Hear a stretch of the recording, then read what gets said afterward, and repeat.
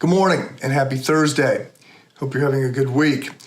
So I want to focus for the next few days on the last line in Hebrews chapter 5, which talks about learning to discern between good and evil.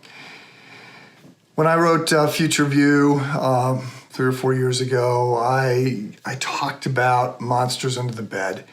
I opened by saying, look, lots of things are getting better in spite of what people think. Talked about the four big forces of change: globalization, advancing technology, changing moral dynamics, and winnowing of worldviews. And I said those are the things that are going to carry us forward unless one of these monsters under the bed is real. And I said, okay, so we've got a variety of them. I talked about a nuclear bomb going off. I talked about climate change. I talked about electromagnetic pulse. And I talked about a pandemic, actually. Didn't do a very good job of thinking about the economic implications of a pandemic, but I mentioned it. And I said, look, it's hard for us to make sense of all this because it's easier to project problems than it is to figure out when solutions are going to come by.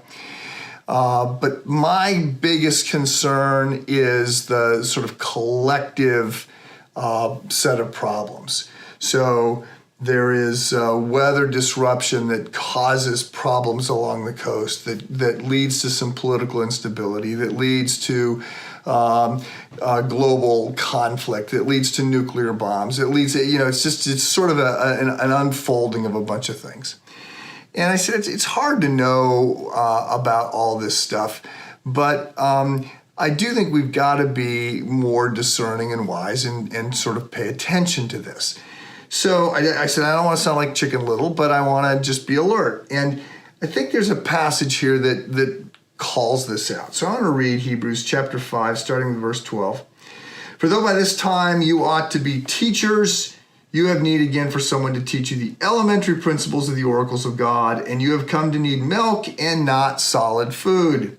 For everyone who partakes only of milk is not accustomed to the word of righteousness, for he is a babe, but solid food is for the mature, who, because of practice, have their senses trained to discern between good and evil. I think that this idea, those studying solid food, because of practice, have their senses trained to discern between good and evil. I think there's a sense in which discerning between good and evil is not always all that easy.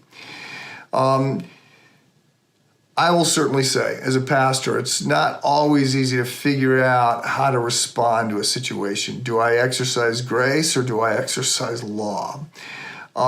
There's lots of news noise out there where it's hard to know what I should be paying attention to and what's true and what's not.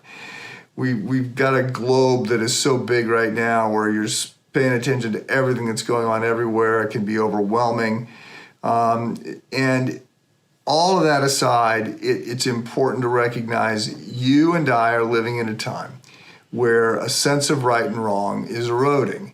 And not just what is right and what is wrong, but whether or not anything is right or wrong. And we are defaulting to personal preferences.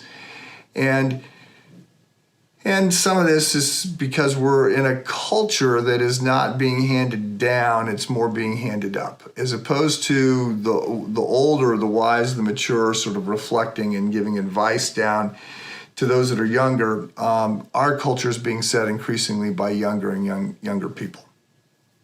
So all that leads to some challenges, and I think that we just need to be alert to this. So look, there's not just, my big point here is that we're living in a time when culture is in decline. It tends to be what happens to cultures. They tend to start more righteously, and they tend to move in the other direction.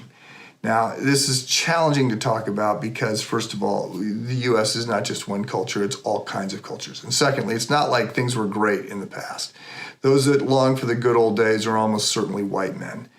And there's a lot of things that are getting better. Right now, big issues around racial justice and lots of ground that we have got to take. but things are better than they were 50 years ago or 100 years ago.